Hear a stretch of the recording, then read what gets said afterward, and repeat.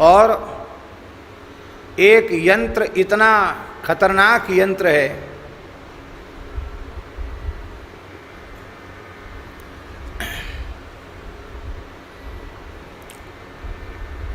उस यंत्र का नाम है मोबाइल।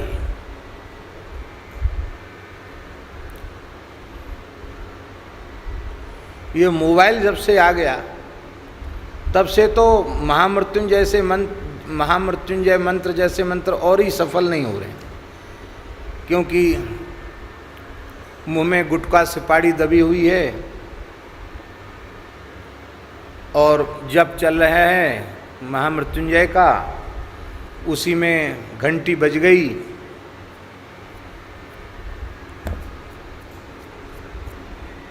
वो होता है ना वो स्पर्श वाला मोबाइल, ऐसे ऐसे उसमें करते हैं, फिर उसमें कुछ न कुछ तो आता ही है। तो जब भी चल रहा मैसेज देखने लग गए, मैसेज लिखने लग गए, फिर चुनाव का समय चल रहा है तो कितनी सीट निकली, कितनी किसकी डूबी, कितनी किसकी आई। अब इस समय ये महामारी चल रही है तो कितनी संख्या घटी, कितनी बढ़ी। सारे संसार का प्रपंच जंजाल इसी मशीन में है। हमारी अत्यंत विनम्र प्रार्थना है, इस यंत्र का अत्यंत सीमित विवेकपूर्ण जितना उत्तम उपयोग हो सकता है आप करें। इसके अतिरिक्त बहुत अच्छा है इस यंत्र से अपने आप को बचा कर रखें। ये आपके साधन का और आपके स्वयं का सर्वनाश करने वाला यंत्र है।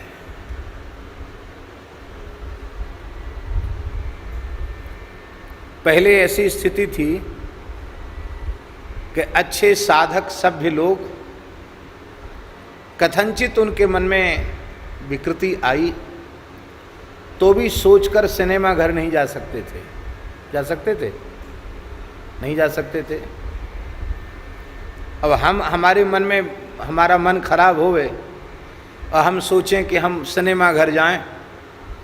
अब वृंदावन का सिनेमा घर चल रहा है कि बंद है?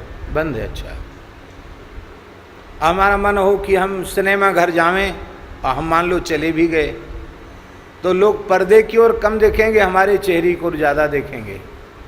कहें रे इस बाबा को क्या हो गया, ये यहाँ क्यों चला आया, लोग सोचेंगे कि नहीं? तो भले ही हमारे मन में विकृति आवे, पर इस वेश की मर्यादा के नाते से भी हम वहाँ नहीं जाएंगे अथवा अपने को जाने से रोक लेंगे। अब ये मशीन ऐसी आ गई है कि संसार की गंदी से गंदी चीज इसमें है, घृणित से घृणित वस्तु, गंदी से गंदी वस्तु इसमें है। और इस यंत्र के द्वारा वैसे तो भगवत प्राप्ति की ओर लोग बढ़ ही नहीं रहे हैं, कथनचित थोड़ा मोड़ा सत्संग के माध्यम से बढ़ते हैं, पर इस यंत्र के कुसंग के कारण वे कई बार पतन के रास्ते पर चले जाते हैं। बहुत उत्तम पक्ष तो यह है कि रखो ही मत, छुओ ही मत, सर्वोत्तम पक्ष।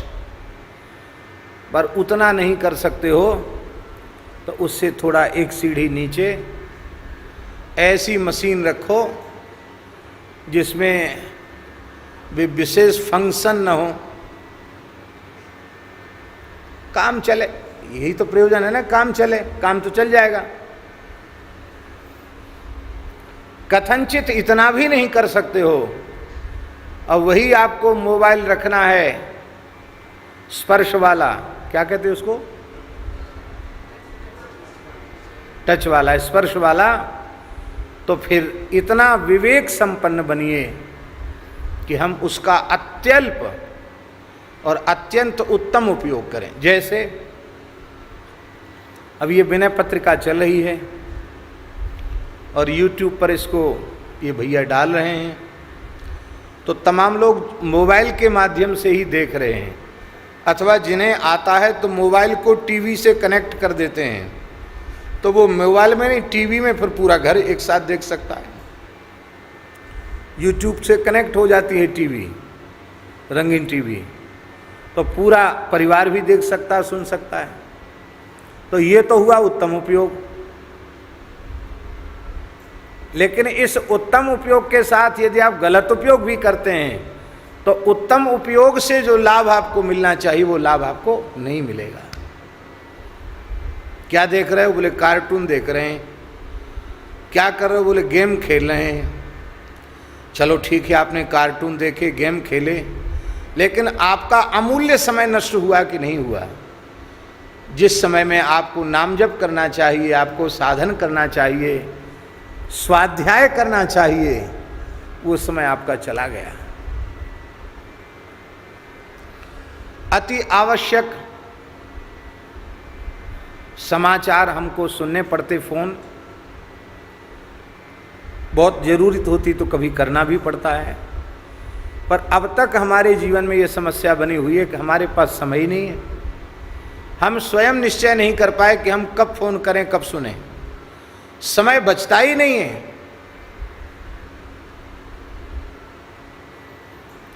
और लोगों के लिए लग रहा है कि हमारा समय नहीं कट रहा है, लेकिन हमारे लिए तो समय कम पड़ रहा है। समय कटने की बात जाने दो, समय कम पड़ रहा है।